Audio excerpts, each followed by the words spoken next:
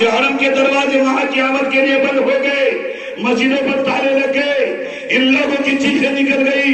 اللہ اللہ اللہ، یہ کیسا امتحان ہے، اللہ یہ کیسے آزمائش ہے، اللہ ہم اس آزمائش کے قابل نہیں ہے،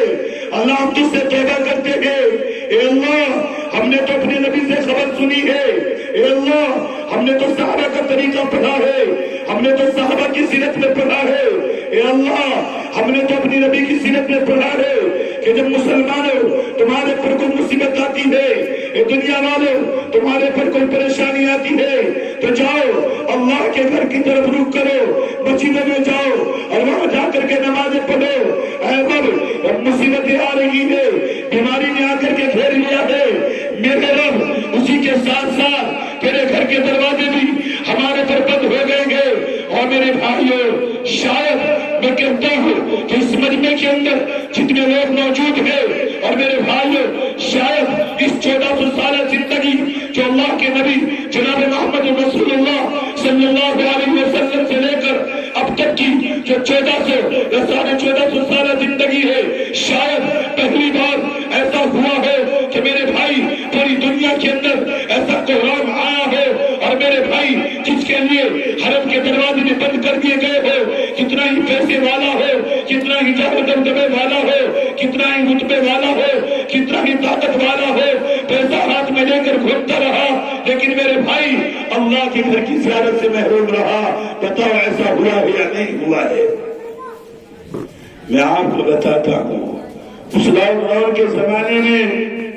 میری قوم کے نوجوانوں نے کیا کیا، اس لاک ڈاؤن کے زمانے میں میری قوم کے بزرگوں نے کیا کیا، اس لاک ڈاؤن کے زمانے میں میری ماں اور بہنیں بیٹیوں نے کیا کام انجام دیا۔ ارے جب کوئی کام نہیں تھا، صبح سے لے کر شام تک، شام سے لے کر صبح تک کوئی دکاندار اپنی دکان نہیں کھول سکتا تھا،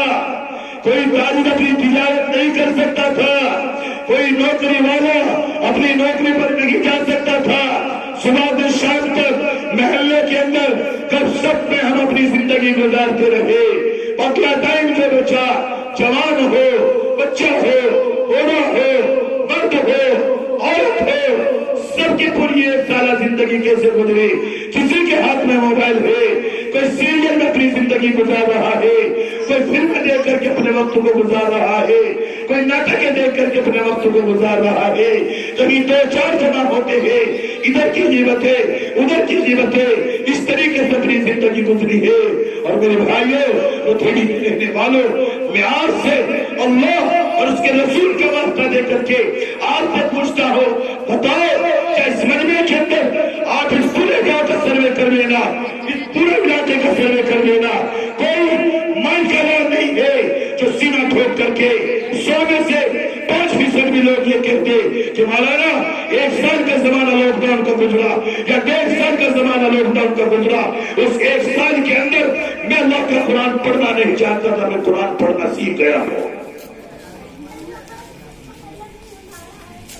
جس نبی کی سیرت کی بات یاد کر رہے ہیں، جو نبی ہماری ذات رات میں بھی رہا، دن میں بھی رہا، سفر میں بھی رہا، حضر میں بھی رہا، مکے میں بھی رہا، مدینے میں بھی رہا، اور ایسا رہا کہ اما عائشہ ہے، اما عائشہ کہتی ہے،